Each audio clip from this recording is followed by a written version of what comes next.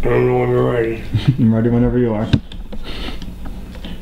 Would it be, if I did the hole in the roof, the cat with all that Diet Coke in there, it'd be... It'll start in the front. It won't be girls anymore. It'll be... right. Got caps in my mouth. Right. Alright. Cool. So how did you get involved in this project? It's pretty ambitious to do a film about one of the all-time great hip-hop groups. I got involved with this process because I've been a fan of the groups. Obviously, since I first heard them in 1987. And, you know, I just simply asked. You know, I've known Q-Tip for about 14 years.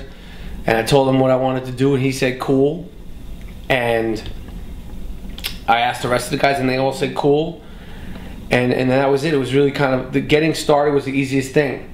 And Tribe Called Quest, to me, their music is just as important as the Doors, the Beatles, and Led Zeppelin. And I wanted to, you know, all those groups have been documented. And I grew up, you know, when, you know, the Doors and the Beatles and the Rolling Stones, I loved that music, but it was like older people's music. Hip hop was my music and the music that I loved. So I wanted, you know, when my favorite group broke up, I wanted to tell their story. So that's how it started.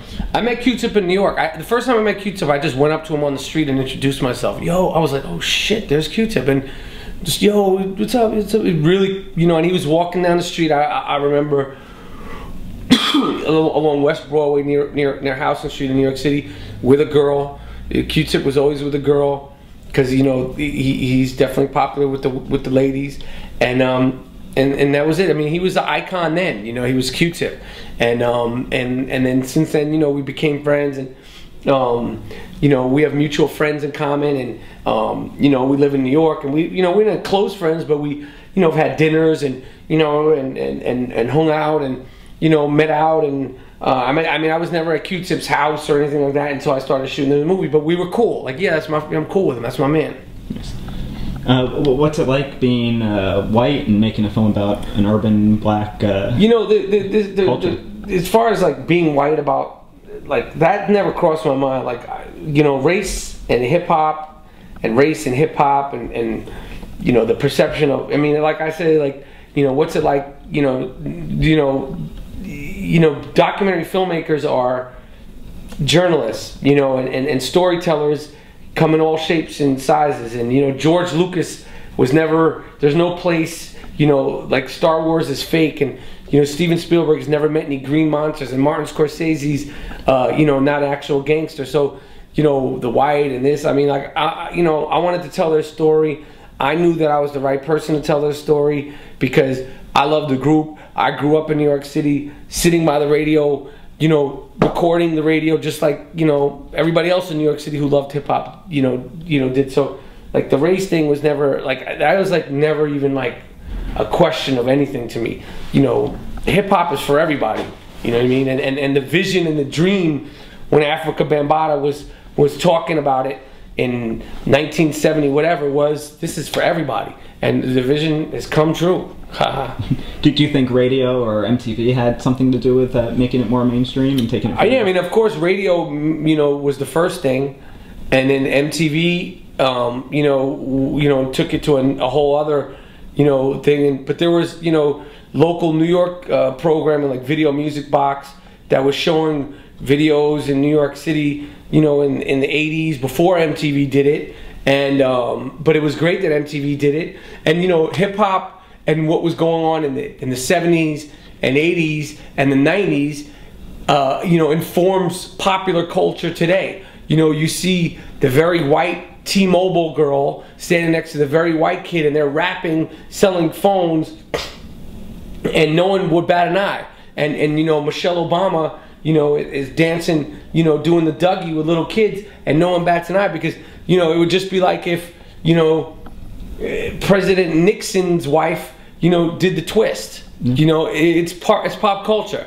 You know, the Dougie is popular culture. You know, the twist is popular culture, you know, was popular culture then. So, you know, hip hop is part of mainstream, and there's pros and cons to that. You know, I mean, the music's integrity, you know, needs to stay intact, but culture-wise, it's good.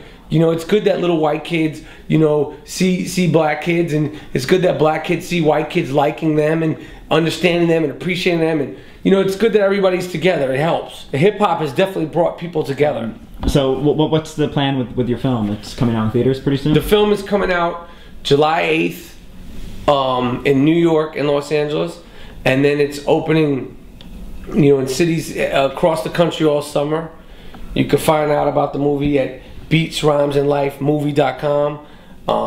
You know, it's coming out with Sony Pictures Classics.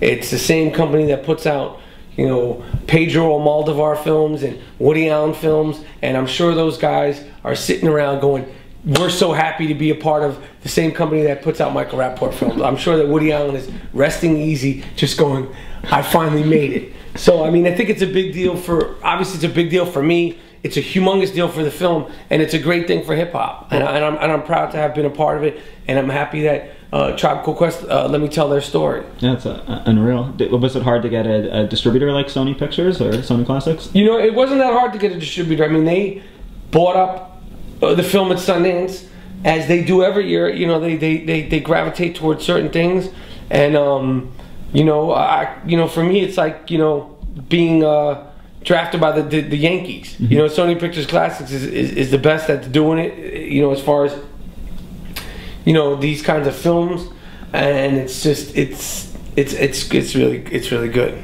Oh, that's cool. Well, what are your plans in the future in documentary film? Are you working on any projects? I don't know what I'm going to do next as a director. I would love to do another documentary.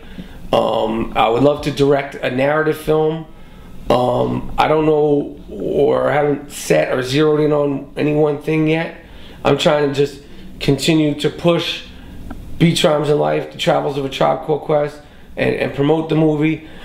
and when the kind of the smoke and guns and accolades and film festivals and press junkets, and then I think I'll be able to focus better on what I'm going to do next as a director. And I'm always going to want to act and continue acting. Is what I have done for 20 years, and I would like to continue doing it for at least another 20 more. Cool. Well, this was a really historic film, I think. I think it's important for people to go see this and to learn about this. I didn't really know much about a Tribe Called Quest. I remember seeing them on TV. But I didn't realize how influential it was. And the artists you interviewed in the film are the top of their game today, and they give a lot of respect to them as their influence. So, cool, man. So I think a lot of people need to see this film. Thank you, man. I appreciate it. Write about it, blog about it, do whatever. Cool.